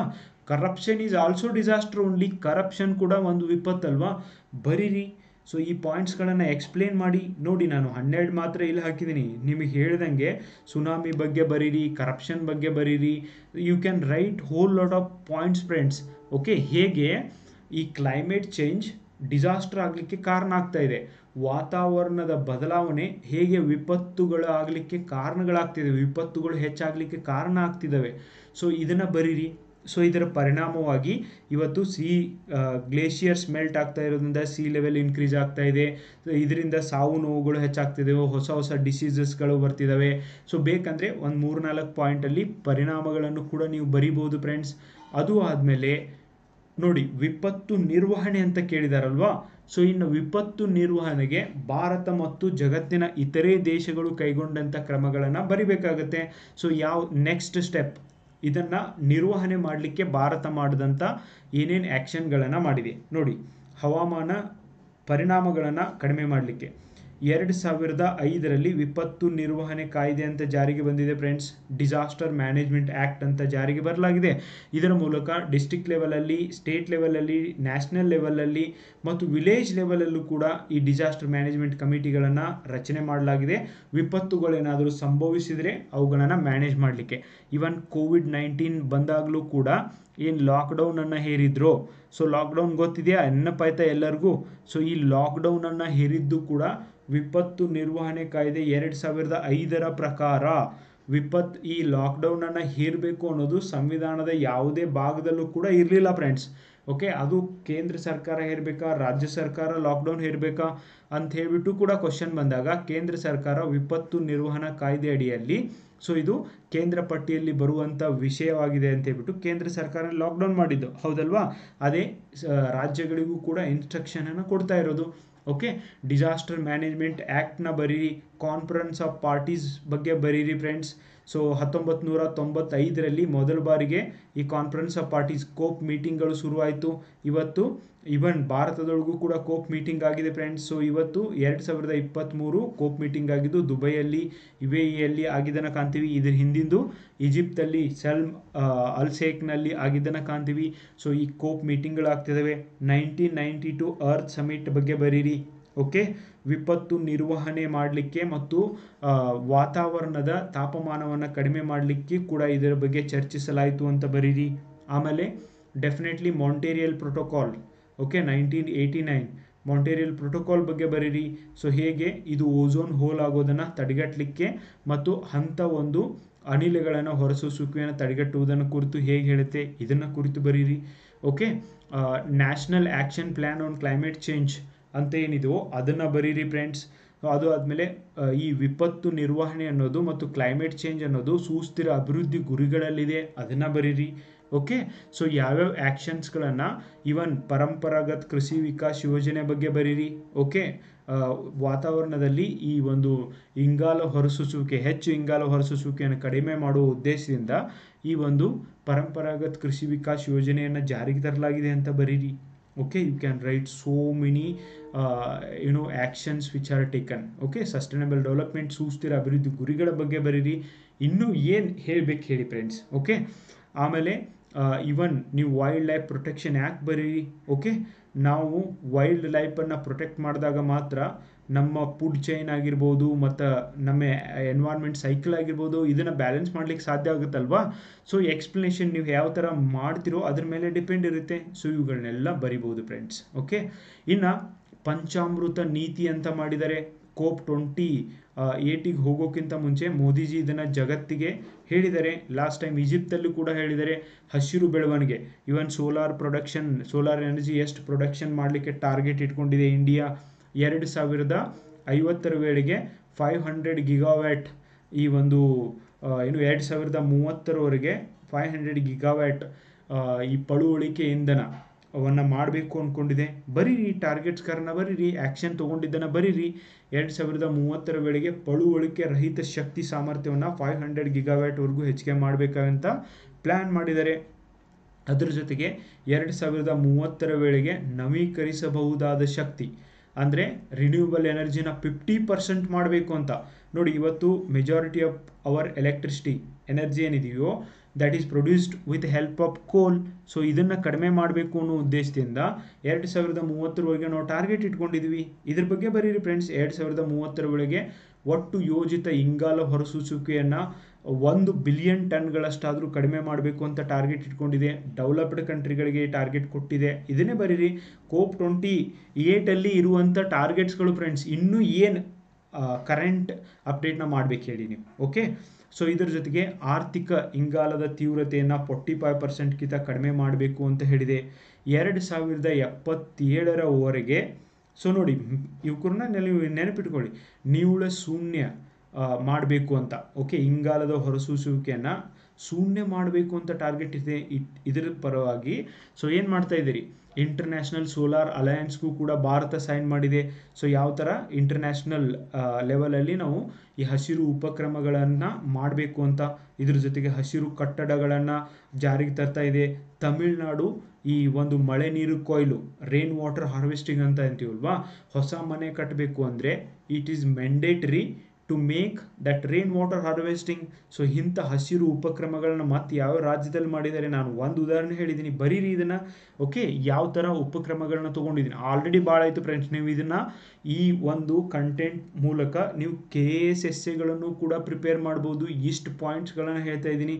ಸೊ ಇನ್ನೂ ಏನು ಎಕ್ಸ್ಪೆಕ್ಟ್ ಮಾಡ್ತಿದ್ರಿ ಹೇಳಿ. ಓಕೆ, ಸೊ ಅಂದೆ ಅದರ ಜೊತೆಗೆ ಇವನ್ ಉದಯೋನ್ಮುಖವಾದಂಥ ತಂತ್ರಜ್ಞಾನಗಳನ್ನು ಬಳಕೆ ಮಾಡೋದರಲ್ಲೂ ಕೂಡ ಸರ್ಕಾರ ಹಿಂದೆ ಬಿದ್ದಿಲ್ಲ. ಸೊ ಇವತ್ತು ಇವನ್ ಆರ್ಟಿಫಿಷಿಯಲ್ ಇಂಟೆಲಿಜೆನ್ಸ್ ಅನ್ನು ಉಪಯೋಗ ಮಾಡೋದ್ರ ಮೂಲಕ ಯಾವಾಗ ಮಳೆ ಬರ್ಬೋದು, ಯಾವಾಗ ಮಳೆ ಬರಲಿಕ್ಕಿಲ್ಲ ಮುಂಚಿತವಾಗಿ ರೈತರಿಗೆ ಗೊತ್ತಾಗ್ತಾ ಇರೋದ್ರಿಂದ ಸೊ ಅದನ್ನು ಆ ಒಂದು ಡ್ಯಾಮೇಜ್ ಏನಾಗುತ್ತೋ ಅದನ್ನು ತಡೆಗಟ್ಟಲಿಕ್ಕೂ ಕೂಡ ಸಹಕಾರಿ ಆಗ್ತಾ ಇದೆ. ಇವನ್ ನೋಡಿ ನ್ಯೂಕ್ಲಿಯರ್ ಡಿಸಾಸ್ಟರ್ಗಳನ್ನು ಪ್ರೊಟೆಕ್ಟ್ ಮಾಡಲಿಕ್ಕಾಗಿರ್ಬೋದು. ಸೊ ಯಾವ ಥರ ಈ ಒಂದು ಡಿಸಾಸ್ಟರ್ ಮ್ಯಾನೇಜ್ಮೆಂಟ್ ನಿರ್ವಹಣೆ ಮಾಡಲಿಕ್ಕೆ ನ್ಯಾಷನಲ್ ಡಿಸಾಸ್ಟರ್ ಮ್ಯಾನೇಜ್ಮೆಂಟ್ ಫೋರ್ಸ್ ಅಂತ ಇದ್ರ ಸಂಬಂಧ ಕ್ರಿಯೇಟ್ ಮಾಡಿದ್ದಾರೆ. ಫ್ಲಡ್ ಆದಲ್ಲಾಗಿರ್ಬೋದು, ಬರ ಆದಲ್ಲಾಗಿರ್ಬೋದು, ಈ ಫೋರ್ಸ್ಗಳು ಕೆಲಸ ಮಾಡ್ತವೆ. ಈವನ್ ಅರ್ತ್ ಕ್ವಿಕ್ ಆಗೋಕ್ಕಿಂತ ಮುಂಚೆ ಸೊ ಅದನ್ನು ಸೌಂಡನ್ನ ಕಂಡು ಹಿಡಿಲಿಕ್ಕೆ ಈವನ್ ಡಾಗ್ಸ್ಗಳನ್ನು ಉಪಯೋಗ ಮಾಡ್ತಿದ್ದಾರೆ, ಮುದೋಳ್ ನಾಯಿಗಳನ್ನು ಇದ್ರ ಸಂಬಂಧ ಉಪಯೋಗ ಮಾಡ್ತಿದ್ದಾರೆ. ಬರೀರಿ, ಓಕೆ, ಪ್ರಾಕ್ಟಿಕಲ್ ಆಗಿ ಬರೀರಿ, ಏನು ಕ್ರಮಗಳನ್ನ ಕೈಗೊಳ್ತಿದ್ದಾರೋ ಸೊ ಅದನ್ನು ಪ್ರಾಕ್ಟಿಕಲ್ ಆಗಿ ಬರೀರಿ. ಅದೇ ಮಾತ್ರ ನೀವು ಎಕ್ಸಾಮ್ ಹಾಲಲ್ಲಿ ಬರೀಬಹುದು. ಬರೀ ನೀವು ಯಾವುದೋ ಬುಕ್ಕಲ್ಲಿ ಯಾರ್ದೋ ಎಸ್ಸೆನ ನೋಡಿ ನೆನಪಿಟ್ಕೊಳ್ಳುವಂಥ ಪಾಯಿಂಟು ಎಕ್ಸಾಮಿನೇಷನ್ ಹಾಲಲ್ಲಿ ನೆನಪಿಗೆ ಬರೋದಿಲ್ಲ. ಈ ಪಾಯಿಂಟ್ಸನ್ನು ಇಟ್ಕೊಳ್ಳಿ, ನಿಮ್ಮದೇ ಭಾಷೆಯಲ್ಲಿ ಎಸ್ಸೆ ಬರೀರಿ. This is final. ನನಗೆ ಶಾರ್ಟ್ಕಟ್ಸ್ ಹೇಳಲಿಕ್ಕೆ ಬರೋದಿಲ್ಲ. That is my intention friends. ನನಗೆ ನಿಮ್ಮನ್ನು ಥಿಂಕ್ ಮಾಡೋಕ್ಕೆ ಹಚ್ಚು ಉದ್ದೇಶ ಇದೆ ಹೊರತು ನಿಮಗೆ ಬಾಯ್ಪಟ್ ಹಾಕಿಸಿ ಎಂಟರ್ಟೈನ್ಮೆಂಟ್ ಮಾಡಿ ಈ ಥರ ಹೇಳಿ ಅಂದರೆ ಅದು ಆಗೋದಿಲ್ಲ. So I am very serious about these things. So ಇದನ್ನು ಕೂಡ ನಾನು ಸಿಕ್ಕಾಪಟ್ಟೆ ಕಷ್ಟಪಟ್ಟು ಮಾಡಿದ್ದೀನಿ, ಅದನ್ನು ಕೂಡ ನಿಮ್ಮ ಜೊತೆಗೆ ಶೇರ್ ಮಾಡ್ತಿದ್ದೀನಿ. ಸೊ ನಿಮಗೆ ಎಕ್ಸಾಮ್ನಲ್ಲಿ ಹೆಲ್ಪ್ ಆಗಲಿ ಅನ್ನುವಂಥ ಉದ್ದೇಶಕ್ಕೆ. ಓಕೆ, 2020ರಲ್ಲಿನೇ ಭಾರತದ ಗ್ರೀನ್ ಹೌಸ್ ಗ್ಯಾಸ್ ಎಮಿಷನಲ್ಲಿ 3ನೇ ಅತಿ ದೊಡ್ಡ ಗ್ರೀನ್ ಹೌಸ್ ಗ್ಯಾಸ್ ಹೊರಸೂಸುವಿಕೆಯ ದೇಶವಾಗಿ ಭಾರತ ಹೊರಹೊಮ್ಮಿದೆ ಫ್ರೆಂಡ್ಸ್. ನೋಡಿ, ಇದನ್ನು ಬರೀರಿ. ಸೊ ಮೊದಲು 2 ದೇಶಗಳನ್ನ ನೋಡಿದರೆ ಅಮೆರಿಕ ಮತ್ತು ಚೈನಾ ಆಗಿದ್ದಾವೆ ಫ್ರೆಂಡ್ಸ್. ಸೊ ನಮ್ಮ ದೇಶದಲ್ಲೂ ಪಾಪ್ಯುಲೇಷನ್ ಹೆಚ್ಚಿಗೆ ಆಗ್ತಾ ಇದೆ, ಇಂಡಸ್ಟ್ರಿಯಲೈಸೇಷನ್ ಹೆಚ್ಚಿಗೆ ಆಗ್ತಾ ಇದೆ. ಇದೆಲ್ಲ ಕಾರಣದಿಂದ ಇಂಗಾಲ ಹೊರಸೂಸುವಿಕೆ ಕೂಡ ಹೆಚ್ಚಾಗ್ತಾ ಇದೆ. 2030ರ ವೇಳೆಗೆ ಹೊರಸೂಸುವಿಕೆ ಇಂಗಾಲವನ್ನು ನೋಡಿ ಉತ್ತುಂಗ ಮಟ್ಟವನ್ನು ಕೂಡ ತಲುಪಬಹುದು. ನೋಡಿ, ನಾವು ಯಾವುದಾದ್ರೂ ಇಂಡಸ್ಟ್ರಿಗಳನ್ನು ಸ್ಟಾಪ್ ಮಾಡಿದ್ದೀವಾ? ಮಾಡಿಲ್ಲ. ಬದಲಿಗೆ 2040 ಮತ್ತು 45ರ ಹೊತ್ತಿಗೆ ಇವುಗಳನ್ನು ಯಾವ ಥರ ಕಡಿಮೆ ಮಾಡ್ಬೋದು ಅಂತ ಹೇಳ್ಬಿಟ್ಟು ಒಂದು ಕ್ರಮಗಳನ್ನು ಕೈಗೊಂಡು 2070ರ ವೇಳೆಗೆ ಶೂನ್ಯ ಮಾಡಬೇಕು ಅಂತ ಕೂಡ ನಾವು ಟಾರ್ಗೆಟ್ನ ಇಟ್ಕೊಂಡಿದ್ದೀವಿ. ಫಾಸಿಯಲ್ ಫ್ಯೂಯಲ್ಸ್ನ ಬಿಟ್ಟು ನಮ್ಗೆ ಬದುಕೋಕ್ಕಾಗೋದಿಲ್ಲ. ಇಷ್ಟು ಪಾಪ್ಯುಲೇಷನ್ಗೆ ಎಲ್ಲಿಂದ ಫ್ಯೂಯಲ್ ತರ್ತೀರಿ? ನಮ್ಮ ದೇಶದಲ್ಲಿ ಈ ಇಂಧನಗಳ ಒಂದು ಪ್ರೊಡಕ್ಷನೇ ಇಲ್ಲ. ಓಕೆ, ಇಂಧನ ಕ್ಷೇತ್ರದಲ್ಲಿ ನಾವು ಬೇರೆ ಒಂದು ದೇಶದ ಮೇಲೆ ಡಿಪೆಂಡ್ ಆಗಿದ್ದೀವಿ. ಕಲ್ಲಿದ್ದಲ ಮೇಲೇ ನಾವು ಎಲೆಕ್ಟ್ರಿಷನ್ನ ಪ್ರೊಡ್ಯೂಸ್ ಮಾಡ್ತಿದ್ದೀವಿ. ಇದನ್ನು ಡೆಫಿನೆಟ್ಲಿ ಕಡಿಮೆ ಮಾಡುವಂಥ ಅವಶ್ಯಕತೆ ಇದೆ. ಕಲ್ಲಿದ್ದನೆಲ್ಲ ಪೂರ್ತಿಯನ್ನು ಹೋಗಲಾಡಿಸ್ತೀವಿ ಅಂತ ಅಮೆರಿಕ ಆಲ್ರೆಡಿ 2030ರ ವೇಳೆಗೆ ಕಲ್ಲಿದ್ದಲನ್ನ ಬಿಡ್ತೀವಿ ಅಂತ ಹೇಳಿದ್ದಾರೆ. ಭಾರತಕ್ಕೆ ಇದನ್ನೇ ಹೇಳಿ ಅಂದರೆ 2070ರವರೆಗೂ ಭಾರತ ಟೈಮ್ ಕೇಳ್ತಾ ಇದೆ. ಯಾಕಂದರೆ ನಮ್ಮ ಮೋಸ್ಟ್ ಆಫ್ ದಿ ಎಲೆಕ್ಟ್ರಿಸಿಟಿ ಇದ್ರ ಮೇಲೇ ಡಿಪೆಂಡ್ ಆಗಿದೆ. ಸೊ ಹೀಗೆ ಭಾರತಕ್ಕೆ ಸಹಾಯ ಮಾಡಲಿಕ್ಕೂ ಕೂಡ ಹಸಿರು ಶಕ್ತಿ ಯಾವ ಥರ ಪಾಸಿಬಲ್ ಇದೆ, ಇಂಟರ್ನ್ಯಾಷನಲ್ ಸೋಲಾರ್ ಅಲಯನ್ಸ್ ಮಾಡುವುದರ ಮೂಲಕ ಭಾರತ ಜಗತ್ತಿಗೆ ಏನು ಮೆಸೇಜನ್ನು ಕೊಡ್ತಾ ಇದೆ. ಸೊ ಈ ಒಂದು ಕ್ಲೈಮೇಟ್ ಚೇಂಜನ್ನು ಕಂಟ್ರೋಲ್ ಮಾಡಿದರೆ ಡಿಸಾಸ್ಟರ್ಗಳನ್ನ ಕಂಟ್ರೋಲ್ ಮಾಡ್ಬೋದು. ಡಿಸಾಸ್ಟರ್ಗಳನ್ನ ಕಂಟ್ರೋಲ್ ಮಾಡಿದರೆ ಆರ್ಥಿಕವಾಗಿ, ರಾಜಕೀಯವಾಗಿ ಒಂದು ಉತ್ತಮ ನೀತಿಗಳನ್ನು ನಿರೂಪಣೆ ಮಾಡಿ ಸೊ ದೇಶದ ಹವಾಮಾನ ಮತ್ತು ಜಗತ್ತಿನ ಹವಾಮಾನವನ್ನು ಬ್ಯಾಲೆನ್ಸ್ ಆಗಿ ಇಡೋದ್ರ ಮೂಲಕ ಪ್ರಾದೇಶಿಕ ಎಕನಾಮಿಕ್ ಡೆವಲಪ್ಮೆಂಟ್ ಆಗುತ್ತೆ, ರಾಜ್ಯಗಳ ಮತ್ತು ರಾಷ್ಟ್ರೀಯ ಆದಾಯದಲ್ಲಿ ಹೆಚ್ಚಾಗುತ್ತೆ. ಸೊ ಇದರಿಂದ ಜಗತ್ತಿನಲ್ಲಿ ಪ್ರಾಸ್ಪೆರಿಟಿ, ಪೀಸ್ ಅನ್ನೋದು ಹೆಚ್ಚಿಗೆ ಆಗುತ್ತೆ. ಸೊ ಹೀಗಾಗಿ ಈ ಒಂದು ಗುರಿಯನ್ನು ತಲುಪಲಿಕ್ಕೆ ನಾವೆಲ್ಲರೂ ಕೂಡ ಈ ಸುಸ್ಥಿರ ಅಭಿವೃದ್ಧಿ ಗುರಿಗಳನ್ನು ಒಂದು ತಲೆಯಲ್ಲಿಟ್ಕೊಂಡು ಆ ನಿಟ್ಟಿನಲ್ಲೇ ಬೆಳವಣಿಗೆಯನ್ನು ಮಾಡಬೇಕು. ಆವಾಗ ಮಾತ್ರ ನಾವು ಎಲ್ಲರೂ ಬದುಕಬಹುದಾದಂಥ ಒಂದು ಭೂಮಿಯನ್ನು ಮುಂದುವರ್ಸ್ಕೊಂಡು ಹೋಗ್ಬೋದು. ಆಮೇಲೆ ಇವತ್ತು ಬರೀ ಎಕನಾಮಿಕ್ ಗ್ರೋತ್ ಆಗೋದು ಇಂಪಾರ್ಟೆಂಟ್ ಅಲ್ಲ, ಸಸ್ಟೈನೇಬಲ್ ಗ್ರೋತ್. ಈಗಿರುವಂಥ ರಿಸೋರ್ಸ್ಗಳನ್ನು ನಾವು ಉಪಯೋಗ ಮಾಡಿ ಮತ್ತು ಮುಂದಿನ ಪೀಳಿಗೆಗೂ ಕೂಡ ಅವುಗಳನ್ನು ನೀಡುವುದು. Okay, that's why these all things are important friends. ನಾನು ಕರೆಂಟ್ ಎಕ್ಸಾಂಪಲ್ಸ್ನ ಕೊಟ್ಟು ಹೇಳಿದ್ದೀನಿ, ಆಮೇಲೆ ನೀವು ಯಾವ ಥರ ಬರಿಬೇಕು ಅಂತ ಹೇಳಿದ್ದೀನಿ. ಸೊ ಈ ಥರ ನೀವು ಎಸ್ಸೆಗಳನ್ನು ಪ್ರಾಕ್ಟೀಸ್ ಮಾಡಿ. ಈ ಬಾರಿ ನಾನು ಏನು ಕ್ಲಾಸ್ ಇವನ್ ನಮ್ಮ ಟೆಸ್ಟಲ್ಲಿ ಏನು ಕೊಡ್ತೀನೋ ಆ ಕ್ವಶನ್ಸ್ಗಳನ್ನು ಕೂಡ ನಾನು ಯೂಟ್ಯೂಬಲ್ಲಿ ಅಪ್ಲೋಡ್ ಮಾಡ್ತೀನಿ. ಆಮೇಲೆ ಈವನ್ ಟೆಲಿಗ್ರಾಮಲ್ಲಿ ಕೂಡ ಹಾಕ್ತಾ ಇದ್ದೀನಿ. ಸೊ ಅವುಗಳನ್ನು ಉಪಯೋಗ ಮಾಡ್ಕೊಳ್ಳಿ. ನಾನು ಯಾಕೆ ಬರೆದಿರುವಂಥ ಎಸ್ಸೆಗಳನ್ನು ಹಾಕ್ತಿಲ್ಲ ಅಂದರೆ ಸೇಮ್ ಎಸ್ಸೆಗಳನ್ನು ಬರೆಯೋದು ಬೇಡ ಫ್ರೆಂಡ್ಸ್. ಸೊ ನಿಮಗೆ ರೆಫರೆನ್ಸಿಗೆ ಬೇಕು ಅಂದರೆ ನಮ್ಮ ಪ್ರಬಂಧ ಪುಸ್ತಕವನ್ನು ತಗೊಳ್ಳಿ, ನಿಮಗೆ ಡೆಫಿನೆಟ್ಲಿ ಉಪಯೋಗ ಆಗುತ್ತೆ. ನಮ್ಮ ವಿಡಿಯೋಗಳಿಂದ ನಿಮಗೆ ಅನಿಸುತ್ತೆ ಲೈಕ್ ಈ ಕಂಟೆಂಟ್ ಚೆನ್ನಾಗಿದೆ ಅಥವಾ ನಮಗೆ ಉಪಯೋಗ ಆಯಿತು ಅಂತ, ಈ ಬುಕ್ಕಿಂದ ಕೂಡ ನಿಮಗೆ ಉಪಯೋಗ ಆಗುತ್ತೆ ಫ್ರೆಂಡ್ಸ್. ಓಕೆ, ನಮ್ಮ ಸಂಸ್ಥೆಯಿಂದನೇ ಮಾಡಿದ್ದು. ಆಮೇಲೆ ಯಾರ್ಯಾರು ಧಾರವಾಡದಲ್ಲಿದ್ದೀರೋ, ಧಾರವಾಡದೊಳಗೆ ಇದ್ದು ಓದ್ತಿದ್ರು, try to come and write exam on Sunday. ನೋಡಿ, ಇಲ್ಲೇ ಇರ್ತೀರ, ಭಾಳ ಜನ ಬಂದು ಬರೆಯೋದಿಲ್ಲ. ಎದಕ್ಕಂದರೆ ನಿಮಗೆ ಬರೀಲಿಕ್ಕೆ ಭಯ. ಸೊ ನೀವು ಎಲ್ಲಿವರೆಗೂ ಭಯ ಬಿಟ್ಟು ಬಂದು ಬರೆಯೋದಿಲ್ವೋ ಅಲ್ಲಿವರೆಗೂ ನೀವು ಏನು ತಪ್ಪು ಮಾಡ್ತೀರಾ ಅಂತ ನಾನು ಹೇಗೆ ಹೇಳೋದು? Okay, that is not possible. So ಈಗ ನೋಡಿ, ನನಗೆ ಒಂದು ಎಸ್ಸೆನ ಕೂತು ಬರೀರಿ ಅಂದರೆ ಸಡನ್ನಾಗಿ ಬರೆಯುವಾಗ ನಾನು ಬೇರೆಯೇ ಬರಿಬೋದು. ಓಕೆ, ಸೊ ಹಾಗಾಗಿ ಯಾರು ಬರೆದು ಪ್ರಾಕ್ಟೀಸ್ ಮಾಡೋದಿಲ್ವೋ ಅವರು ಸರಿಯಾದಂಥ ಉತ್ತಮವಾದಂಥ ಎಸ್ಸೆಗಳನ್ನು ಬರೀಲಿಕ್ಕೆ ಪಾಸಿಬಲ್ ಇಲ್ಲ ಫ್ರೆಂಡ್ಸ್. ಈವನ್ ಟ್ರಾನ್ಸ್ಲೇಷನ್ ಪ್ರಾಕ್ಟೀಸ್ ಕೂಡ ಆಮೇಲೆ ಆ ಸಮಯದಲ್ಲಿನೇ ನಿಮಗೇನು ಸಮಯ ನೀಡಿರ್ತಾರೋ ಅದನ್ನು ನೀವು ಬ್ಯಾಲೆನ್ಸ್ ಮಾಡಬೇಕು ಅಂದರೆ ದಿಸ್ ಈಸ್ ವೆರಿ ಇಂಪಾರ್ಟೆಂಟ್. ಈ ಪ್ರಾಕ್ಟೀಸ್ ಇಲ್ಲದೆ ನೀವು ಬರೀಲಿಕ್ಕೆ ಸಾಧ್ಯನೇ ಇಲ್ಲ friends. Okay, only practice makes man perfect. ಇನ್ನು ಇನ್ನೊಂದು ಏನು ಹೇಳಬೇಕಾಗಿದೆ ಅಂದರೆ, ನಾನು ಈಗಂತೂ ವೀಕ್ಲಿ ಎಕ್ಸಾಮ್ ನಡೀತಾ ಇದೆ. ಜನವರಿ 1 ಆರ್ 2 ಫಸ್ಟ್ ಅಥವಾ ಸೆಕೆಂಡ್ ನಾನು ಗ್ರೂಪ್ ಒಳಗೆ ಹಾಕ್ತೀನಿ. ಜನವರಿ 1 ಅಥವಾ 2 ಜನವರಿ 10 ಅಂದರೆ 10 ಡೇಸ್ ಕಂಟಿನ್ಯೂಸ್ ಆಗಿ 10 ಎಕ್ಸಾಮ್ಸ್ನ ಕಂಡಕ್ಟ್ ಮಾಡ್ತೀನಿ ನಾನು every day. Okay, C guys, these are the game changing factors. ಪ್ರತಿದಿನ ಎಕ್ಸಾಮ್ನ ನಿಮ್ಗೆ ಯಾರೂ ಕಂಡಕ್ಟ್ ಮಾಡೋದಿಲ್ಲ, ಪೇಪರ್ನ ಚೆಕ್ ಮಾಡಿಕೊಡೋದಿಲ್ಲ. ಸೊ ಧಾರವಾಡದಲ್ಲಿರೋರು ಇದನ್ನು ಉಪಯೋಗ ಮಾಡ್ಕೊಳ್ಳಿ. ಪ್ರತಿದಿನ ಎಕ್ಸಾಮ್ನ ಕಂಡಕ್ಟ್ ಮಾಡುತ್ತೆ. ಸೊ ಆ ಎಸ್ಸೆನ ನೀವು ಇನ್ನೂ ಹೇಗೆ ಇಂಪ್ರೂವ್ ಮಾಡ್ಬೋದಿತ್ತು, ಏನು ಬರಿಬೋದಾಗಿತ್ತು ಅಂತ ಹೇಳ್ಕೊಡುತ್ತೆ. ಓಕೆ, ಸೊ 10 ದಿನ ನೀವು ಈಗ ಏನು ಪ್ರಿಪೇರ್ ಮಾಡ್ತಿದ್ರೋ ಪ್ರತಿದಿನ ಒಂದೊಂದು ಎಸ್ಸೆ ಬರೀರಿ ಅಂತ ಹೇಳಿದ್ದೀನಿ ನಾನು. ಸೊ ಈಗೇನು ಪ್ರಿಪೇರ್ ಮಾಡ್ತಿದ್ರೋ ಈಗ ನೀವು ವೇರಿಯಸ್ ಸೋರ್ಸ್ಗಳನ್ನು ನೋಡಿ, ಬುಕ್ ಓದಿ, ಪೇಪರ್ ಓದಿ, ಏನೇನು ಕಲೆಕ್ಟ್ ಮಾಡಿ ಒಂದು ಕಡೆ ಬರೆದಿಟ್ಕೊಂಡಿರ್ತೀರೋ, ಈವನ್ ವಿಡಿಯೋ ನೋಡಿ, ಅದನ್ನು ತಂದು ಏನು ನೋಡ್ದೇನೆ try to write it. Okay, ಅದನ್ನು ಬರೀಲಿಕ್ಕೆ ಪ್ರಯತ್ನ ಮಾಡಿ. ಎಷ್ಟರ ಮಟ್ಟಿಗೆ ನೀವು ಸಕ್ಸಸ್ ಆಗ್ತೀರ ನೋಡಿ. ಸೊ ಡಿಸೆಂಬರ್ 1 10 ಇದನ್ನು ಮಾಡೋದ್ರಿಂದ, ಟೇಕ್ ಎಕ್ಸಾಂಪಲ್ ಡಿಸೆಂಬರ್ 23 ಅಥವಾ 28 ಎಕ್ಸಾಮ್ ಆಗುತ್ತೆ ಅಂದರೆ, ಸೊ ಅಲ್ಲಿವರೆಗೂ ನೀವು ಮಾಡ್ತಾ ಇರುವಂಥ ಮಿಸ್ಟೇಕ್ಗಳನ್ನು ನೀವು ರೆಕ್ಟಿಫೈ ಮಾಡ್ಬೋದು. ಏನೇನು ಮಿಸ್ಟೇಕ್ ಆಗ್ತಿದ್ದಾವೆ ನಿಮ್ಮ ಕಡೆಯಿಂದ, ಸೊ ಅದನ್ನು ಸರಿಪಡಿಸ್ಕೊಳ್ಬೋದಲ್ವಾ. ಸೊ ನೋಡಿ, ಕುರುಡನ ನಾಡಿನಲ್ಲಿ ಒಂದು ಕಣ್ಣಿದ್ದವನೇ ರಾಜ್ಯ ಅಂತ ಡಿಕ್ಲೇರ್ ಮಾಡಿದಂತೆ. ಸೊ ಆ ಥರ ನಮ್ಮ ಬದುಕು ಆಗಬಾರ್ದು ಫ್ರೆಂಡ್ಸ್. ಸೊ ನನಗೊಂದು 4 ಪಾಯಿಂಟ್ ಗೊತ್ತಿದ್ದಾವೆ, ಅಥವಾ ಯಾವಾಗೂ ಒಂದು ಬರೆದಿದ್ದು ಎಸ್ಸೆ ಚೆನ್ನಾಗಿ ಮಾರ್ಕ್ಸ್ ಬಂದಿತ್ತು, ಅಥವಾ ನಾನು ಬರಿಬೋದು ಅನ್ನುವಂಥ ಇಲ್ಯೂಷನ್ ಒಳಗಿರೋದು ಬೇಡ. ಬಂದು ಬರೀರಿ, ಟೆಸ್ಟ್ ಮಾಡ್ಕೊಳ್ಳಿ. ಸೊ ಇಲ್ಲೇ ಬರೀರಿ ಅಂತಲೂ ಹೇಳ್ತಾ ಇಲ್ಲ ನಾನು. ನೀವು ಎಲ್ಲಿ ಬೇಕಾದಲ್ಲೂ ಟೆಸ್ಟ್ ಸೀರೀಸ್ಗಳನ್ನು ಬರೀರಿ. ನೀವು ಯಾರ್ಯಾರು ಬೇರೆ ಊರುಗಳಲ್ಲಿದ್ದೋ ಅಲ್ಲೇ ಕೂತು ನೀವು ಟೆಸ್ಟ್ಗಳನ್ನು ಬರೀರಿ ಫ್ರೆಂಡ್ಸ್. ಅವು ನಿಮಗೆ ಉಪಯೋಗ ಆಗ್ತವೆ. ಸೊ ಹೇಳಿದ್ದೀನಲ್ವಾ, ಆ ಕ್ವಶನ್ಸ್ಗಳು ಮಾತ್ರ ನಿಮ್ಮನ್ನ ವಿಚಾರ ಮಾಡೋ ಹಾಗೆ ಇರಬೇಕು. ನಾನು ಕೊಟ್ಟಿರುವಂಥ ಪ್ರತಿಯೊಂದು ಎಸ್ಸೆ ಟಾಪಿಕ್ನೂ ನೀವು ನೋಡಿ ಫ್ರೆಂಡ್ಸ್. ಓಕೆ, ಸೊ ಅವುಗಳು ನಿಮ್ಮ ಮೈಂಡನ್ನು ಥಿಂಕ್ ಮಾಡೋಕ್ಕೆ ಹಚ್ಚಬೇಕು. ಆ ಥರ ಪ್ರಬಂಧಗಳು ಇವತ್ತು ಬರ್ತಿದ್ದಾವೆ. ಸೊ ನೋಡಿ, ಈಜಿ ಬಂದರೆ ಅಂತೂ ನೀವು ಆರಾಮಾಗಿ ಬರೀತೀರ. ಬಟ್ ಈ ಥರ ಬಂದಾಗ ಶಾಕ್ ಆಗಬಾರ್ದು ಎಕ್ಸಾಮಿನೇಷನ್ ಹಾಲಲ್ಲಿ ಅನ್ನೋದಕ್ಕೆ.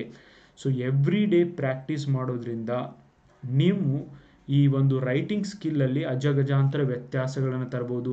ಭಾಳ ಜನ ಕಾಟ್ ಹಾಕೋದು, ಆಮೇಲೆ ಅಲ್ಲಿಂದ ಆರೋ ಮಾರ್ಕ್ ತೋರಿಸಿ ಬೇರೆ ಕಡೆ ಬರೆಯೋದು, ಈ ಥರ ಏನು ಪ್ರಾಬ್ಲಮ್ಸ್ ಇರ್ತವೋ ಇವು ಕೂಡ ದೂರ ಆಗ್ತವೆ. ಎಕ್ಸಾಮಿನೇಷನ್ ಹಾಲ್ನಲ್ಲಿ ನೀವು ಕಾನ್ಫಿಡೆಂಟಾಗಿ ಆ ಸ್ಟಿಪ್ಯುಲೇಟೆಡ್ ಟೈಮಲ್ಲಿ ಬರಿಬೋದು. ನೋಡಿ, ಅರ್ಧ ಗಂಟೆ ಒಳಗೆ ಅಂದರೆ 20 ಮಿನಿಟ್ಸಲ್ಲಿ ಮುಗಿಸುವಂಥ ಎಸ್ಸೆನ ನೀವು 1 ತಾಸು ಕೂತು ಈಗ ಆರಾಮಾಗಿ ಮನೆಯಲ್ಲಿ ಬರಿಬೋದು. ಬಟ್ ಅದಕ್ಕಿರೋದೇ 20 ಮಿನಿಟ್ಸ್ ಟೈಮ್. ಇನ್ ಕೇಸ್ ಏನಾದರೂ ಟ್ರಾನ್ಸ್ಲೇಷನನ್ನು ದೊಡ್ಡ ಕೊಟ್ಟರೆ ನಾನು ಯಾಕೆ 20 to 25 ಮಿನಿಟ್ಸಲ್ಲೇ ನೀವು ಎಸ್ಸೆ ಬರಿಬೇಕು ಅಂತ ಹೇಳ್ತೀನಿ ಅಂದರೆ, ಸೊ ಟ್ರಾನ್ಸ್ಲೇಷನ್ಗೆ ಸಮಯ ಹಿಡಿಯುತ್ತೆ. ನನಗೆ ಬೇಕಾದಂಗೆ ಇಂಗ್ಲೀಷು ಕನ್ನಡ 2 ಲ್ಯಾಂಗ್ವೇಜ್ ಗೊತ್ತಿದ್ದಾವೆ ಅಂದರೂ ಕೂಡ ಸಮಯ ಹಿಡಿಯುತ್ತೆ. ಅದ್ರ ಜೊತೆಗೆ ಪ್ರಿಸೈಸ್ ರೈಟಿಂಗ್, ನೀವು ಅದನ್ನು ಓದಬೇಕು. ಒಂದನೇದು ಅದಕ್ಕೆ ಒಂದು ಥೀಮ್ ಕೊಡಬೇಕು. ಓಕೆ, ಸೊ ಅದು ಅದು ಏನನ್ನು ಕುರಿತು ಹೇಳ್ತಾ ಇದೆ ಅಂತ ಹೇಳ್ಬಿಟ್ಟು ಒಂದು ಶಾರ್ಟ್ ಆ್ಯಂಡ್ ಸ್ವೀಟಾಗಿ ಅದಕ್ಕೆ ಒಂದು ಟೈಟಲ್ನ ಕೊಡಬೇಕು. ಅದನ್ನು 1/3 ಮಾಡಿ ಬರಿಬೇಕು. ಇದಕ್ಕೆಲ್ಲ ಸಿಕ್ಕಾಪಟ್ಟಿ ಟೈಮ್ ಹಿಡಿಯುತ್ತೆ friends. I am telling you, ನೀವು ಕರೆಕ್ಟಾಗಿ ಮಾಡಬೇಕು ಅಂದರೆ ಇದಕ್ಕೂ ಕೂಡ 10 ಮಾರ್ಕ್ಸ್ ಇದ್ದಾವೆ. ಸೊ ಇದನ್ನು ಬಿಟ್ಟು ಆಡೋದು ಚಾನ್ಸೇ ಇಲ್ಲ ಫ್ರೆಂಡ್ಸ್, ಪಾಸ್ ಆಗಲಿಕ್ಕೆ ಚಾನ್ಸೇ ಇಲ್ಲ. ಅದಕ್ಕೆ ಏನು ಮಾಡಿ ಅಂದರೆ ಪ್ರಾಕ್ಟೀಸ್ ಮಾಡಿ. ಇದರಿಂದ ಮಾತ್ರ ನೀವು ಇವ್ರನ್ನ ಕರೆಕ್ಟಾಗಿ ಮಾಡ್ಬೋದು. ಸೊ ನಮ್ಮ ಕಡೆ ಬರುವಂಥ ಅನೇಕ ವಿದ್ಯಾರ್ಥಿಗಳು ಸೊ ಇವೇನು ಗೊತ್ತಿಲ್ಲದೆ ಇರುವಾಗ ಬರ್ತಿದ್ರು, ಬಟ್ ಗೊತ್ತಾಗಿ ಇವತ್ತು ಪಾಸ್ ಆಗಿದ್ದಾರಲ್ವಾ. ಸೊ ಹಂಡ್ರೆಡ್ಸ್ ಆಫ್ ಸ್ಟೂಡೆಂಟ್ಸ್ ಏನು ಬರ್ತಿದ್ರು, ಇದರ ಅಡ್ವಾಂಟೇಜ್ನ ತೊಗೊಂಡಿದ್ದಾರೆ. ನಿಮಗೆ ಸರಿಯಾದ ರೀತಿಯಂಥ ಗೈಡೆನ್ಸ್ ಸಿಗುತ್ತೆ. ಸೊ ಬರೀರಿ. ಓಕೆ, ಅದಕ್ಕೆ 20-25 ನಿಮಿಷದಲ್ಲಿ ಎಸ್ಸೆ ಟಾಪಿಕ್ ನಿಮ್ಗೆ ಆಲ್ರೆಡಿ ಗೊತ್ತಿದೆ. ಬಟ್ ಟ್ರಾನ್ಸ್ಲೇಷನ್ ಯಾವ ಬೇಕಾದ ಸಬ್ಜೆಕ್ಟ್ ರಿಲೇಟೆಡ್ ಕೊಡ್ಬೋದು. ಅದನ್ನೇನು ಮಾಡ್ತೀರಾ ನೀವು, ಎಸ್ಸೆ ಈಗ ಕ್ಲೈಮೇಟ್ ಚೇಂಜ್ ಬಂತು ಅಂತ ಹೇಳಿರಿ, ಕೃತಕ ಬುದ್ಧಿಮತ್ತೆ ಬಂತು ಅಂತ ಹೇಳಿರಿ, ನೀವು ಆಲ್ರೆಡಿ ಮಾಡಿರ್ತೀರಾ, ಬರೀತೀರಾ. ಬಟ್ ಟ್ರಾನ್ಸ್ಲೇಷನ್ ಯಾವ್ದು ಬೇಕಾದರೂ ಕೊಡ್ಬೋದಲ್ವಾ. ಪೇಪರ್ 1 ಅಂದೇ ಬರೀ ಎಸ್ಸೆ ಬರೆಯೋದಲ್ಲ, ಇದ್ರ ಬಗ್ಗೆನೂ ಕೂಡ ವಿಚಾರ ಮಾಡಿ friends. Okay, so without plan you cannot complete this paper. ಪ್ರಿಸೈಸ್ಗೆ ಮತ್ತು ಟ್ರಾನ್ಸ್ಲೇಷನ್ಗೆ ಸಿಕ್ಕಾಪಟ್ಟೆ ಸಮಯ ಹಿಡಿತೆ. ನೀವು ಎಷ್ಟು ಹೆಚ್ಚು ಎಸ್ಸೆ ಬರೋದು ಪ್ರಾಕ್ಟೀಸ್ ಮಾಡ್ತೀರೋ ಅಷ್ಟು ಒಳ್ಳೆಯದು. ಅದು ನಿಮ್ಮದೇ ಭಾಷೆಯಲ್ಲಿ ಬರೀರಿ. Okay, so I hope this all informations are useful for you people.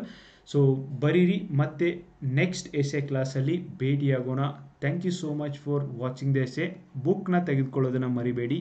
Bye friends.